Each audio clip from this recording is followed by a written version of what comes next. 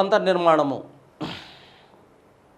యాక్చువల్గా భూమిలో మనకి భూమి అంతర్నిర్మాణం గురించి ఎప్పటి నుంచో శాస్త్రజ్ఞుల్లో ఒక అవగాహన ఉంది. మరి దాని అంతర్నిర్మాణం గురించి అనేక రకమైన మరి ప్రయోగాలు చేయడం ఎప్పటి నుంచో ప్రారంభమైంది. మరి భూమిలో ఏముంది అనేది కనుక్కోవడం కోసం మానవుడు పరితపించాడు. అసలు ఎన్ని పొరలుగా ఉంది, ఏమేమి ఉన్నాయి, ఏ ఏ పొరలు ఉన్నాయి, ఏ మినరల్స్ ఉన్నాయి, అసలు భూ అంతర్భాగంలో ఏముంది, అది ద్రవ రూపంలో ఉందా, అది ఘన రూపంలో ఉందా, లేకపోతే రెండు కలిసిన మిక్స్డ్ స్థితిలో ఉందా, పాక్షిక స్థితిలో ఉందా అనే దాని మీద అనేక రకాలుగా ఆలోచించారు శాస్త్రవేత్తలు. మానవుడు పరితపించడం జరిగింది.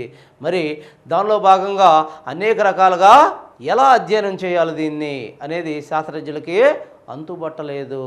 ఎందుకనంటే యాక్చువల్గా మనం గనుల ద్వారా తవ్వగలిగితే యాక్చువల్గా మనం చూసినట్టయితే దీని వ్యాసార్థం ఎంత, భూమి యొక్క వ్యాసం మనం చెప్పుకున్నాం 12,756 కిలోమీటర్లు అయితే వ్యాసార్థం ఎంత 6,440 కిలోమీటర్లు. అంటే యాక్చువల్గా ఇది భూమి అయితే దీనిలో ఇక్కడి నుంచి ఇది ఎంత ఉంటుంది వ్యాసార్థం అంటే ఇది సెంటర్ అయితే ఇక్కడి నుంచి ఇది సెంటర్కి దీన్ని వ్యాసార్థం అంటారు, దీన్ని వ్యాసం అంటాం.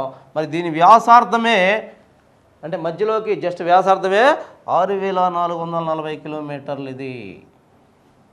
మరి యాక్చువల్గా మనం చూసినట్టయితే మనం ఎంతవరకు దువ్వాం, చాలా లోతు దువ్వాము. మామూలుగా గనులు అనుకుంటే పెద్ద పెద్ద గనులు 3 కిలోమీటర్లు 4 కిలోమీటర్ల వరకే దువ్వగలిగాం.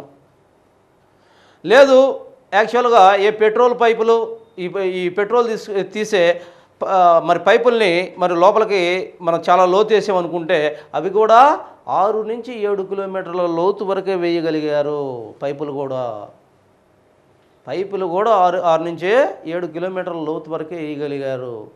మరి అంతకన్నా సరే భూమి గురించి మనకి లోపల తెలియదు. అసలు ఏందనేది భూమి గురించే మనకు తెలియదు.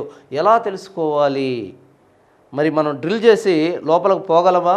ఇంపాసిబుల్. అది 7 కిలోమీటర్లు వేయడానికే చాలా కష్టం అయింది. మరి అటువంటిది 6,440 కిలోమీటర్ల మరి వ్యాసార్థం కలిగిన భూమి యొక్క పొరలను ఏ విధంగా అధ్యయనం చేయాలో అర్థం కాలేదు శాస్త్రవేత్తలకి. అయితే తర్వాత కాలంలో అధునాతన కాలంలో ఏం జరిగింది, అగ్ని పర్వతాలు రెండు యాక్చువల్గా అగ్నిపర్వతాలు ఎక్కడుంటాయి? ఇవి అగ్నిపర్వతాలు మనం చూసినట్టయితే భూమి అంతర్భాగంలో ఉంటాయి. 2 భూకంపాలు, ఒకటి అగ్నిపర్వతాలు, 2 భూకంపాలు, 3 యాక్చువల్గా ఉల్కలు. యాక్చువల్గా ఉల్కల్లో ఏముంటాయి మినరల్స్? ఫెర్రస్ నికెల్ ఉంటుంది. ఈ యాక్చువల్గా దీన్ని అధ్యయనం చేయడానికి పైనుంచి పడ్డ ఈ ఉల్కలు వీటిని అధ్యయనం చేసి భూమిలో ఇలా ఉండొచ్చని ఊహించడానికే అవకాశం ఏర్పడింది ఉల్కలో. తర్వాత అగ్నిపర్వతాలు తీసుకుంటే అగ్నిపర్వతాలు చాలా లోతు నుంచే లావా బయటికి వస్తుంది. కొన్ని కిలోమీటర్ల నుంచి కింద నుంచే లావా బయటకు వస్తుంది. ఆ లావా ద్వారా ఏముండొచ్చు, ఏ ప్రాంతంలో ఏముండొచ్చు అనేదాన్ని ఎస్టిమేషన్ వేయగలిగారు. అంతేకాకుండా భూకంపాలు చాలా లోతులో జరుగుతాయి, చాలా లోతు నుంచి భూకంపాలు జరుగుతూ ఉంటాయి. ఆ భూకంపాల నుంచి వచ్చే మామూలుగా ఏదైతే రేస్ ఉన్నాయో అంటే ఏ తరంగాలు ఉంటాయి భూకంపాలలో? PSL తరంగాలు ఉంటాయి. 3 రకాల తరంగాలు ఉంటాయి. ఈ తరంగాలు వచ్చేటప్పుడు వివిధ పొరల మధ్య నుంచి భూపొరల మధ్య నుంచి వస్తూ ఉంటాయి. వాటిని అధ్యయనం చేయడం ద్వారా యాక్చువల్గా ఈ పొరలను ఎస్టిమేషన్ వేయగలిగారు ఏముంటాయి అనేది. మరి దాని ఆధారంగా అతను సూయజ్ ఈ సూయజ్ అనే శాస్త్రవేత్త మరి ఈ భూమిని 3 పొరలుగా ఉందని గుర్తించడం జరిగింది. ఎవరు చేసేది ఇది? సూయజ్. బాగా గమనించాలి, సూయజ్ 3 పొరలు ఉన్నాయని ఫస్ట్ గమనించినవాడు ఎవరు? సూయజ్. ఇతని ప్రకారం భూమిలో ఏ పొరలు ఉన్నాయి చూద్దాం. దీనిలో ముఖ్యంగా ఫస్ట్ మనం భూమిని తీసుకుంటే భూమిని తీసుకుంటే ఈ భూమిలో యాక్చువల్గా ఇది కోర్ మధ్య, ఆ తర్వాత ఇది మ్యాంటిల్. దీనిలో మనం చూస్తున్నట్టయితే ఏంటిది, ఇది ఆస్తరం ఆవరణం. ఇది ఆస్తరం ఆవరణం. దీనిలో చూసినట్టయితే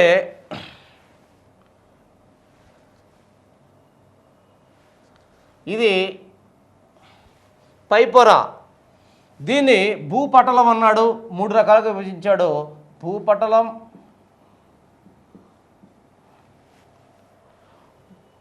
భూప్రావారం,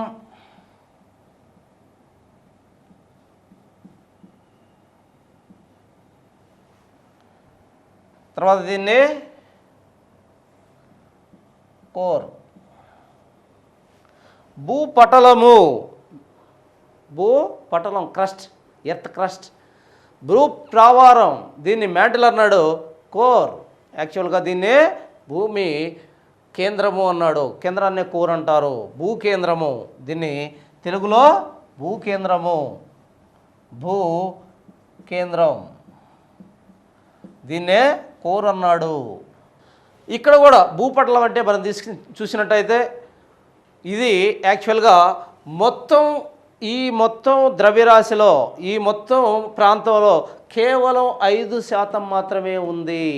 మొత్తం భూమి 100% అనుకుంటే దాంట్లో భూపటలం కేవలం 5% మాత్రమే ఉంది. ఇది సన్నని పొర. భూమి మీద ఆవరించి ఉన్న పొరల్లో అతి సన్నని పొర ఈ పొరే. భూపటలం అనేది అతి సన్నని పొర. 45 కిలోమీటర్ల మేర విస్తరించిన పొర ఇది. 45 కిలోమీటర్ల మేర విస్తరించిన పొర. ఈ పొరను మనం చూసినట్టయితే ఈ పొరే మానవుడు నివసించేది. ఈ పొర మీదే మానవుడు మరి తనకు కావలసిన ఆహారాన్ని తయారు చేసుకుంది. ఈ పొర మీదే మానవుడికి కావలసిన మినరల్స్ని తీసుకుంటుంది. ఈ పొర మీదే భూపటలం. మరి ఈ భూపటలం యాక్చువల్గా ఏముంటుంది, రాకీ సర్ఫేస్ కలిగి ఉంటుంది. అనేక రకాలైన మినరల్స్తో కూడిన, ఖనిజాలతో కూడిన, రాళ్లతో కూడి ఉంటుంది. భూపటలం సాలిడ్గా ఉంటుంది యాక్చువల్గా. దీనిలో చూసినట్టయితే ఇది భూపటలం అనేది యాక్చువల్గా 2 రకాలుగా కనిపిస్తుంది. మనకు జాగ్రత్తగా గమనించాలి. భూపటలం 2 రకాలుగా కనిపిస్తుంది. ఏంటిది అది? ఒకటి వచ్చేసి యాక్చువల్గా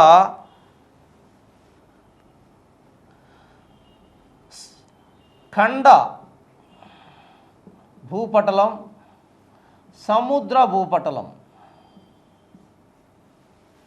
ఖండ భూపటలం, సముద్ర భూపటలం అంటే ఏంటి? ఖండ భూపటలం అంటే ఇప్పుడు మనం నివసించే నేల ఖండ ప్రాంతం అంటారు. సముద్ర భూపటలం అంటే సముద్రం కింద ఉండే భూప్రాంతాన్ని సముద్ర భూపటలం అంటారు. ఈ పైపొరే ఒకటేమో మనం నివసించే భూప్రాంతంగా ఉంది, రెండోది సముద్రం కింద ఉంది ఆ పొర, దాన్ని సముద్ర భూపటలం అంటున్నారు. ఇక్కడ మనం జాగ్రత్తగా గమనించాలి. ఖండ భూపటలం, ఈ ఖండ భూపటలంలో మనం చూసినట్టయితే మనకి ఏ మినరల్స్ ఎక్కువగా ఉంటాయి? ఈ ఖండ భూపటలం అనేది యాక్చువల్గా ఎక్కడ ఎక్కువగా ఉంటుంది అని మనం చూసినట్టయితే ఖండాల కింద, ఖండాల దగ్గరేమో ఖండ ప్రాంతంలో అత్యధికంగా ఉంటుంది, థిక్నెస్గా ఉంటుంది. సముద్ర భాగంలో చాలా తక్కువగా ఉంటుంది. సముద్ర భాగంలో చాలా తక్కువగా ఉంటుంది. మరి ఈ భూపటలం అనేది యాక్చువల్గా మరి ఖండ భాగాల్లో కూడా దేనిలో ఎక్కువగా ఉంటుంది? మైదానాల కన్నా. వరుస క్రమం చూడండి. ఇది దీని యొక్క థిక్నెస్, ఖండ భూపటలం థిక్నెస్ మైదానాల కన్నా పీఠభూముల దగ్గర థిక్నెస్ ఎక్కువగా ఉంటుంది. పీఠభూముల కన్నా కొండ ప్రాంతాలు, పర్వత ప్రాంతాల్లో దీని థిక్నెస్ ఎక్కువగా ఉంటుంది. అది గమనించాలి. అంతేకాకుండా ఈ భూపటలం అనేది సముద్రం కింద చాలా లైట్గా కనిపిస్తుంది. భూపటలం చాలా దాని యొక్క విడ్త్, థిక్నెస్ చాలా తక్కువగా కనిపిస్తుంది. అంతేకాకుండా పసిఫిక్ మహాసముద్రం వంటి మహాసముద్రాల యొక్క అగాధాలలో, వ్యాలీస్, అగాధ ప్రాంతాలలో ఇది ఆబ్సెంట్ అయి ఉంటుంది భూపటలం. గమనించాలి.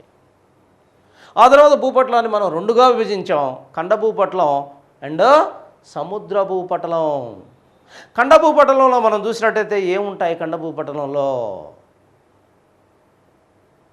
ఏముంటాయి? ఏ మినరల్స్ ఉంటాయి? సిలికాన్ అధికంగా ఉంటుంది, తర్వాత అల్యూమినియం అధికంగా ఉంటుంది.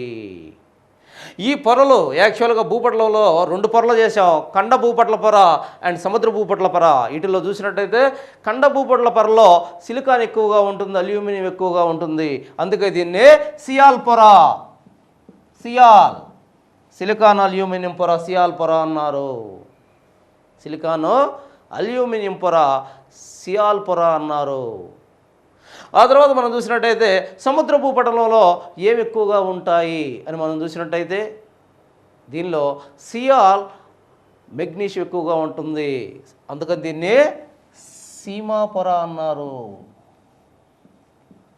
అది సియాల్ పొర, ఇదే సీమా పొర. సిలికాన్, మెగ్నీషియం అధికంగా ఉంటాయి. సియాల్ సీమా పొర, ఈ పలుచిన పొర రాతి పొర యాక్చువల్గా.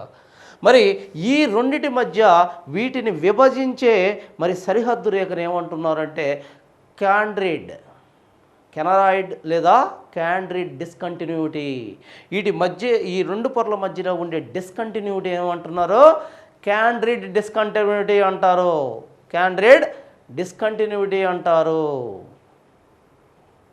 ఆ తర్వాత మనం చూసినట్టయితే ఇది భూపటలం గురించి మనం క్షుణ్ణంగా చూసాం. ఈ భూపటలంలో ఏమున్నాయి అనేది క్షుణ్ణంగా ఇచ్చేయడం జరిగింది. ఆ తర్వాత భూప్రావారము యాక్చువల్గా దీన్నంతా 45 కిలోమీటర్ల నుంచి 60 కిలోమీటర్ల వరకు అన్నాం. ఇక్కడ చూసినట్టయితే భూప్రావారం, ఈ భూప్రావారాన్ని మ్యాంటిల్ అంటున్నాం. యాక్చువల్గా ఇది మొత్తం భూపొరల్లో అతిపెద్ద పొర ఏది అంటే భూప్రావారం మ్యాంటిలే. మరి దీని యొక్క విడ్త్ ఎంత ఉంటుంది? విడ్త్ అంటే ఏం లేదు, ఇది దీన్ని ఏమంటారు? విడ్త్. ఈ విడ్త్ ఎంత ఉంటుందో తెలుసా? 2900 కిలోమీటర్లు ఉంటుంది. 2900 కిలోమీటర్స్తో ఇంత విడ్త్ ఉంటుంది, వెడల్పు ఉంది. మళ్ళీ యాక్చువల్గా ఇదైతే 3300 కిలోమీటర్లు ఉంటుంది, కానీ ఇది తక్కువ. ఇది చూడండి ఎంత ఉందో, ఇదే అతిపెద్ద పొర. మరి ఈ పొరలో మనం చూసినట్టయితే దీన్ని కూడా యాక్చువల్గా ప్రావారం. దీనిలో సాంద్రత ప్రకారం చూసినట్టయితే ఇక్కడ కరెక్ట్గా వేసుకోవాలి మీరు. సాంద్రత ప్రకారం చూసినట్టయితే భూపటలం మొత్తం ఎంత ఉంటుంది? 5% ఉంటుంది. ఈ సియాల్ ఖండ భూపటలం అనేది యాక్చువల్గా సాంద్రత ఎంత ఉంటుంది అని మనం చూసినట్టయితే 2.9 నుంచి 3% సాంద్రత ఉంటుంది. ఎందుకని? ఖండ భూపటలంలో ఎక్కువగా గ్రానైట్ శిలలు ఉంటాయి. గ్రానైట్ శిలలు అనే ఒక బరువైన శిలలు ఉంటాయి ఖండ భూపటలంలో. దానివల్ల సాంద్రత 2.9 నుంచి 3% సాంద్రత ఉంటుంది. అదే సముద్ర భూపటలంలో చూసినట్టయితే తేలికైన బసాల్టిక్ శిలలు ఉంటాయి. దానివల్ల ఇక్కడ సాంద్రత అనేది యాక్చువల్గా లెస్ దెన్ 2.9% ఉంటుంది. 2.9% ఉంటుంది. ఇక్కడ చూసినట్టయితే భూప్రావారంలోకి వచ్చేసరికి దీని మొత్తంలో అతిపెద్ద పొర. మరి ఎంత శాతం కలిగి ఉంటుంది? ఇది భూప్రావారం మొత్తంలో అంటే 60% కలిగి ఉంటుంది.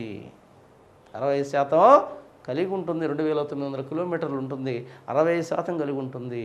మరి దీని యొక్క విశిష్ట సాంద్రత ఎంత అని మనం చూసినట్టయితే దీని విశిష్ట సాంద్రత 3.5 నుంచి 5.5%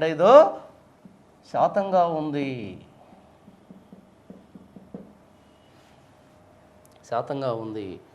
యాక్చువల్గా భూప్రవారాన్ని 2గా విభజిస్తుంది ఒక రేఖ. ఇది భూప్రవారం. దీన్ని చూడండి, ఇదేంది యాక్చువల్గా ఇదే జెల్లీ లాంటి పదార్థం. ఒక జెల్లీ లాంటి పదార్థం యాక్చువల్గా 90 కిలోమీటర్ల విడ్త్ ఉంటుంది. ఈ సన్నదే 90 కిలోమీటర్ల విడ్త్ ఉంటుంది. ఆ విడ్త్ ఉన్న ఈ జెల్లీ లాంటి పదార్థం దీన్ని 2గా విభజిస్తుంది. ఈ 2గా విభజిస్తున్న దీన్ని ఏమంటారు? ఆస్తనోస్పియర్, ఆస్తనో ఆవరణము.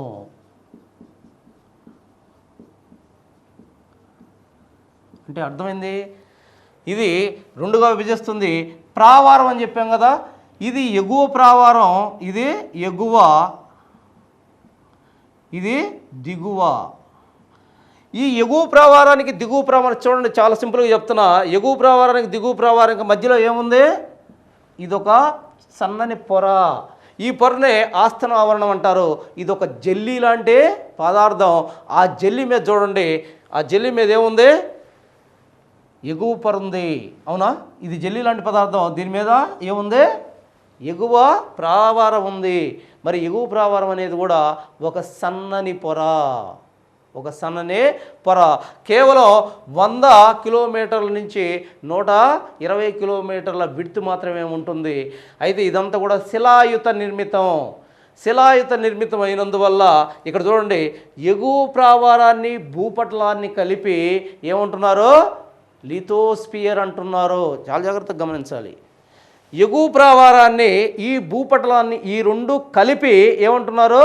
లిథోస్పియర్, లిథోస్పియర్ అంటున్నారు. ఈ లిథోస్పియర్ అనేది ఈ ఆస్తనో ఆవరణం అనే ఒక జెల్లీ లాంటి పదార్థం మీద ఈ పలకలు, భూపటల పలకలు కదులుతూ ఉన్నాయని చెప్తారు.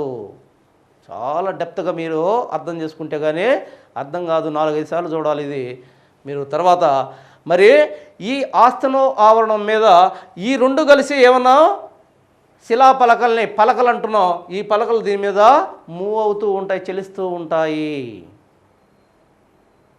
ఓకే. ఆ తర్వాత దిగువ ప్రావారం, ఇది దిగువ ప్రావారం. ఈ దిగువ ప్రావారం అనేది చాలా విడ్త్గా ఉంటుంది. మరి ఈ దిగువ ప్రావారంలో అత్యధికంగా సిలికాన్ మినరల్స్ ఉంటాయి. అందుకనే దీన్ని సిలికాన్ పొర అని కూడా అంటారు. ఏ పొరని? సిలికాన్ పొర అంటారు. ఈ పొరనే సిలికాన్ పొర అని కూడా అంటారు. సిలికాన్ అయాన్లు చాలా ఎక్కువగా కనిపిస్తాయి. ఇది ప్రావారము, ప్రావారం గురించి. ఆ తర్వాత భూకేంద్రము. దీన్ని కాడ చూసినట్టయితే చూడండి, ఇక్కడ ఇది సెంటర్ అనుకుంటే మనం దీనికి మొత్తానికి సెంటర్ ఇదే కదా, భూమికి మొత్తానికి. ఆ సెంటర్ కాడ నుంచి ఎంత విడ్త్ ఉంది అని మనం చూసినట్టయితే ఇక్కడి నుంచి ఇది అది ప్రావారం కిందకు వస్తుంది. ఇక్కడి నుంచి ఇదే యాక్చువల్గా కేంద్రం, మరి భూకేంద్రం. ఈ భూకేంద్రం కాడి నుంచి చూసినట్టయితే ఇది 3300 కిలోమీటర్ల విడ్త్ ఉంది, మందం కలిగి ఉంది. 3300 కిలోమీటర్ల మందం కలిగి ఉంది. అంతేకాకుండా ఇది చాలా లోపలికి వెళ్ళే కొంది చాలా తిక్కుగా ఉంది, చాలా తిక్కుగా ఉంది. మరి దీనిలో మనం చూసినట్టయితే దీనిలో వాస్తవంగా మరి 3 యాక్చువల్గా ఇక్కడ చూద్దాం. ఫస్ట్ భూప్రావారానికి కేంద్రానికి మధ్యలో ఉన్న ఈ గీత ఉంది చూసారా? అంటే ఈ రెండు పొరల్ని వేరు చేస్తున్న ఒక గీత, దీనిని మొహరోవిక్ డిస్కంటిన్యూటీ అంటారు. ఇందాక 3 డిస్కంటిన్యూటీలో ఒకటి కాండ్రేడ్ డిస్కంటిన్యూటీ, మెహరోవిక్, 3 గుటెన్బర్గ్.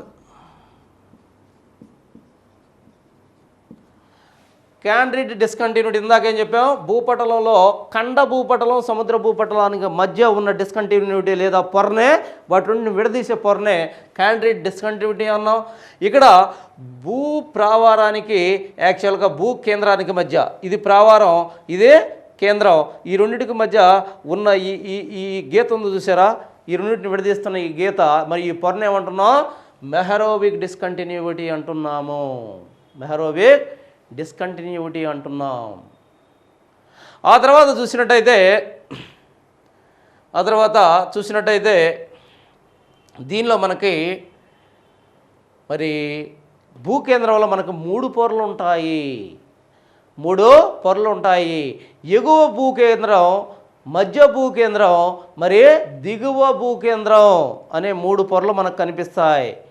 ఎగువ భూకేంద్ర పొరని మనం తీసుకున్నట్టయితే అది యాక్చువల్గా కొంచెం మరి లిక్విడ్గా ఉంటుంది. మధ్య భూకేంద్ర పొర తీసుకుంటే సెమీ లిక్విడ్గా ఉంటుంది. దిగువ భూకేంద్ర పొర తీసుకుంటే కంప్లీట్గా అదే సాలిడ్గా ఉంటుంది. అవి గుర్తుపెట్టుకోండి చాలు. భూకేంద్రంలో మనకి 3 రకాల పొరలు కనిపిస్తాయి. వాటిని 3 పొరలుగా విభజించాం. మళ్ళీ లోపల భూకేంద్రాన్ని వాటిలో ఎగువ పొర, దిగువ పొర, మధ్యస్థ పొర, దిగువ పొర. ఎగువ పొర కొంచెం యాక్చువల్గా మనకి లిక్విడ్ రూపంలో ఉంటుంది, మధ్యస్థ పొర మరి పాక్షిక లిక్విడ్ రూపంలో ఉంటుంది, దిగువ పొర అంటే లోపల పొర అంతర్గత పొర యాక్చువల్గా సాలిడ్గా ఉంటుంది. దీంట్లో మనం చూసినట్టయితే ఈ లోపల ఉన్న ఈ కేంద్ర ప్రాంతం చాలా హైలీ వెయిట్గా ఉంటుంది, సాంద్రత కలిగి ఉంటుంది. దీని సాంద్రత మనం చూసినట్టయితే ఎంత సాంద్రత దీనిది చూడండి, ఇక్కడ విశిష్ట సాంద్రత వీటికి ఎంత ఉంది, దీనికి విశిష్ట సాంద్రత 11 నుంచి 13 దాకా ఉంటుంది, శాతం వరకు ఉంటుంది విశిష్ట సాంద్రత. అంత థిక్నెస్గా ఉంటుంది ఇది. మరి దీనిలో కూడా యాక్చువల్గా పై పొరకి కింద పొరకి మధ్య ఉన్న డిస్కంటిన్యూటీ ఏమంటున్నా, Gutenberg discontinuity. Gutenberg discontinuity. Okay, ఇక్కడ యాక్చువల్గా మీరు గమనించాల్సింది ఇదే. 3 రకాల డిస్కంటిన్యూటీలో ఖండ భూపటలానికి సముద్ర భూపటలానికి క్యాండ్రిక్ డిస్కంటిన్యూటీ, ఆ తర్వాత భూపటలానికి భూప్రావారానికి మధ్యలో ఉన్నదే మహరోవిక్ డిస్కంటిన్యూటీ, మరి ఎగువ ప్రావారానికి దిగువ ప్రావారానికి మధ్య ఉన్న పొర ఆస్తన ఆవరణం. మరి అలా కాకుండా ఇక్కడ ప్రావారానికి తర్వాత కేంద్రానికి భూకేంద్రానికి మధ్య ఉన్న పొర గుటెన్బర్గ్ డిస్కంటిన్యూటీ. Gutenberg discontinuity. మళ్ళీ కన్ఫ్యూజ్ కాకుండా వినండి, భూపటలంలో ఖండ భూపటలానికి సముద్ర భూపటలానికి క్యాండ్రిక్ డిస్కంటిన్యూటీ, మరి భూపటలానికి భూప్రావారానికి మహరోవిక్ డిస్కంటిన్యూటీ, అలా కాకుండా ఎగువ ప్రావారానికి దిగువ ప్రావారానికి ఆస్తన ఆవరణం, మరి ప్రావారానికి తర్వాత భూకేంద్రానికి మధ్యలో గుటెన్బర్గ్ డిస్కంటిన్యూటీ. ఇవన్నీ కూడా గుర్తుంచుకోవాలి. ఆ తర్వాత మనం చూసినట్టయితే వీటిల్లో భూపటలాన్ని మనం తీసుకున్నట్టయితే ఫస్ట్ భూపటలంలో ఏది ఎక్కువగా ఉంటుంది, అన్నిటికన్నా ఎక్కువగా ఆక్సిజన్ ఎక్కువగా ఉంటుంది, తర్వాత సిలికాన్ ఎక్కువగా ఉంటుంది. ఫస్ట్ ఆక్సిజన్ ఎక్కువగా ఉంటుంది, తర్వాత సిలికాన్ ఎక్కువగా ఉంటుంది, తర్వాత అల్యూమినియం ఎక్కువగా ఉంటుంది, తర్వాత ఫెర్రస్ ఎక్కువగా ఉంటుంది.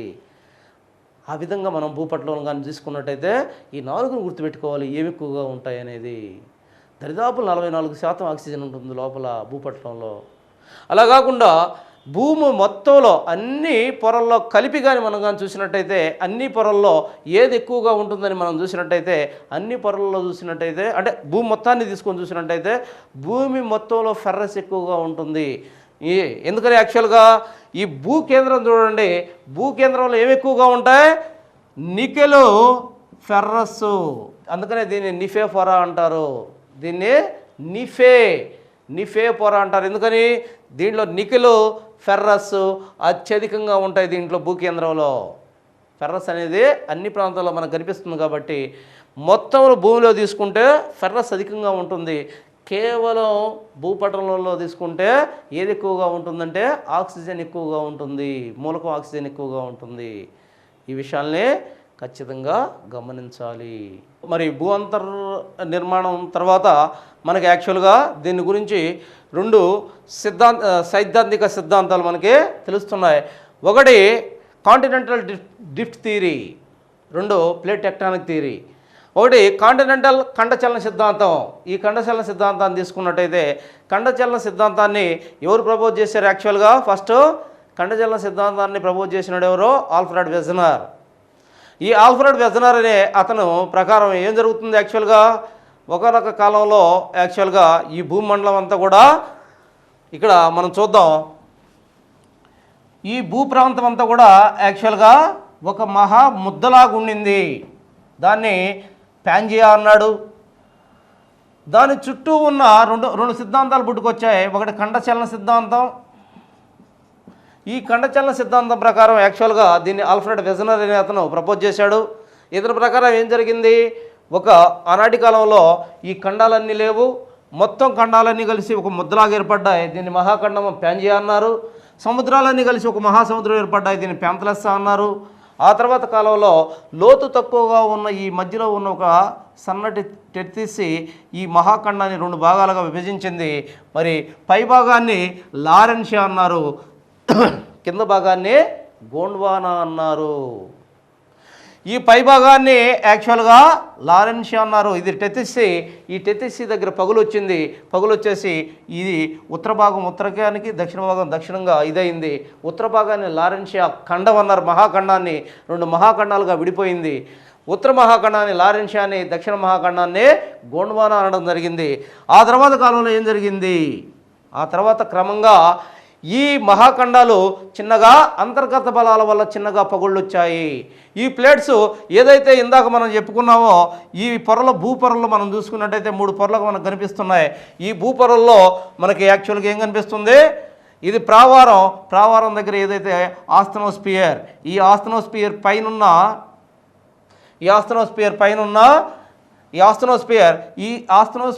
ఉన్న ఈ మొత్తం భాగాన్ని మనం ఏమన్నాం? పలకలు అన్నాము. ఆస్థనోస్పియర్ మీద ఈ పలకలు జస్ట్ మూవ్ అవుతూ ఉన్నాయని చెప్పాం.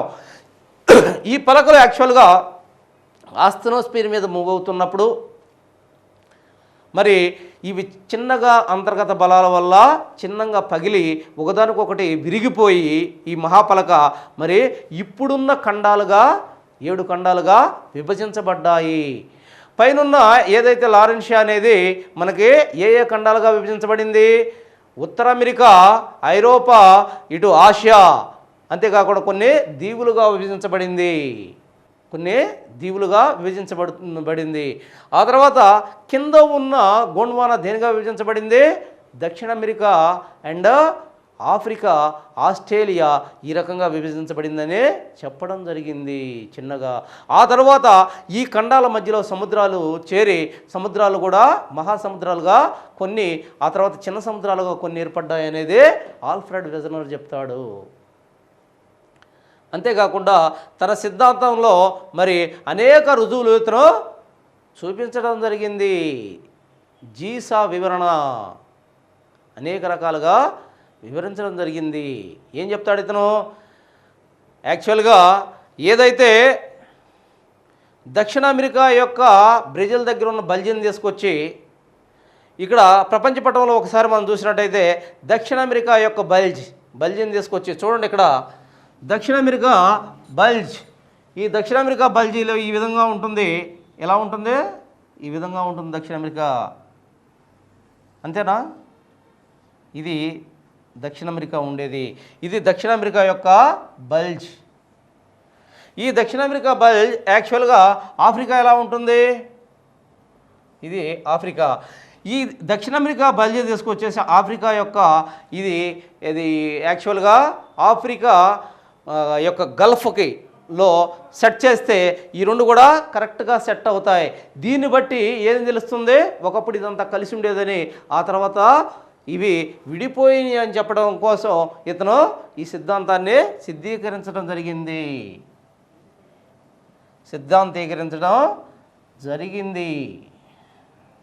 సో దీన్ని కాంటినెంటల్ డ్రిఫ్ట్ థియరీ, ఖండచలన సిద్ధాంతం అంటారు. ఆ తర్వాత మనకు వచ్చిన సిద్ధాంతం 2 ప్లేట్ టెక్టానిక్ థియరీ, పలక విరూపక సిద్ధాంతం, ప్లేట్ టెక్టానిక్ థియరీ. ఈ ఖండచలన సిద్ధాంతాన్ని మరి ఆల్ఫ్రెడ్ వెజనర్ కేవలం ఖండాలు ఎట్టు ఏర్పడ్డాయి, సముద్రాలు ఎట్టు ఏర్పడ్డాయి అని మాత్రమే చెప్పగలిగాడు, దానికి కారణాలు చెప్పగలిగాడు. ఆ తర్వాత పలక విరూపణ సిద్ధాంతంలో మోర్గాన్, ఎవరో ఎడి మోర్గాన్,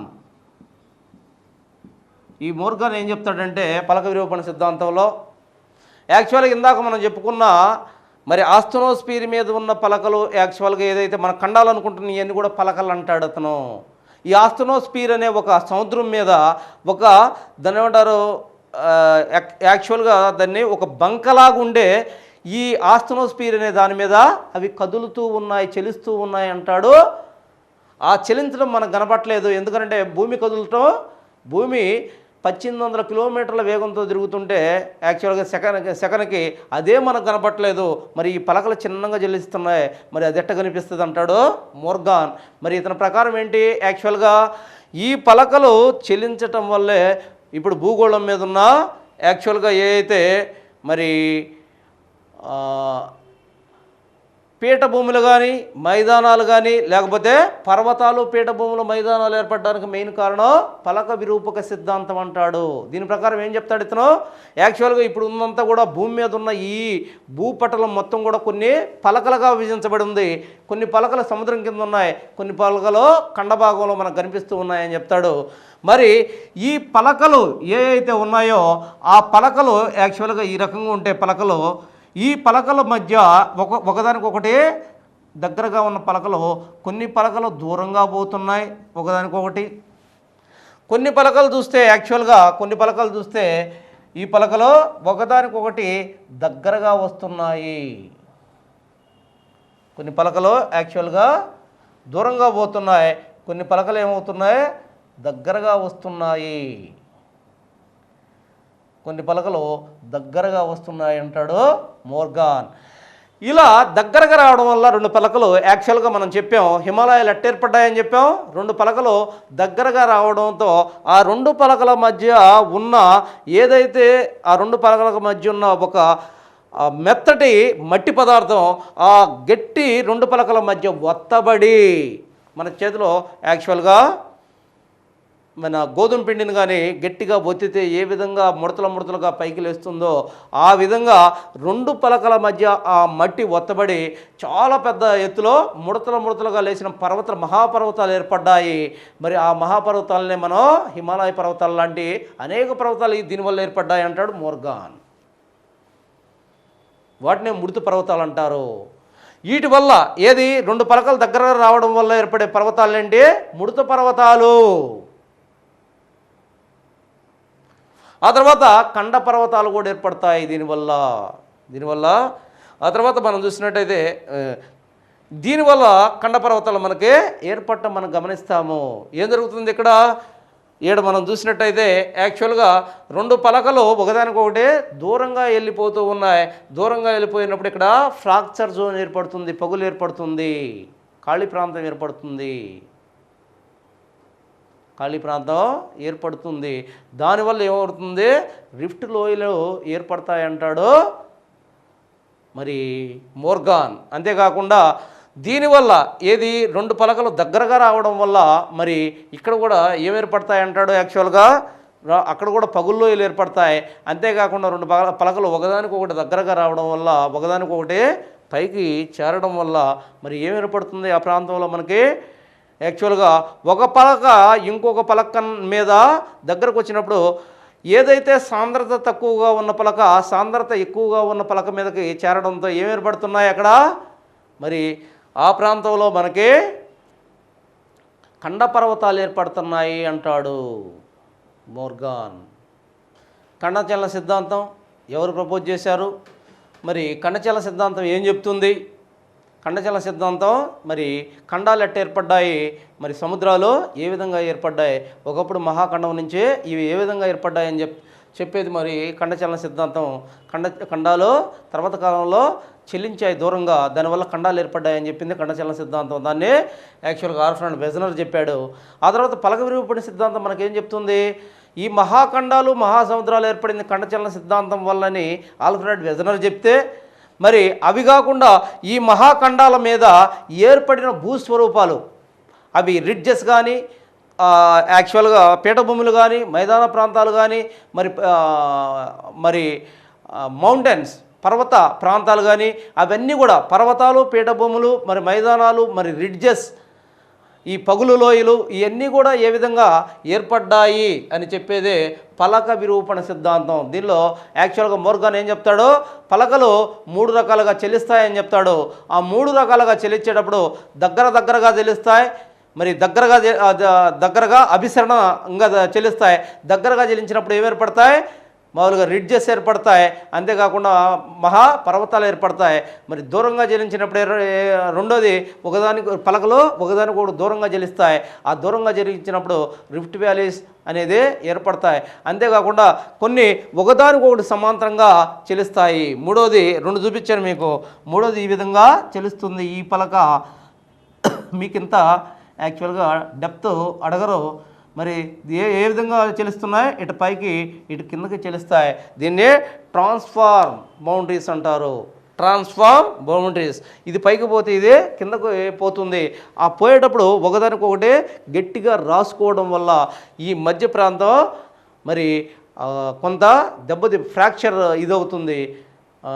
ఆ మధ్యలో ఉన్న భాగం నష్టపోతుంది. ఈ మధ్యలో ఉన్న భాగం దానివల్ల కొన్ని రకాల భూస్వరూపాలు ఏర్పడతాయని చెప్తున్నాడు.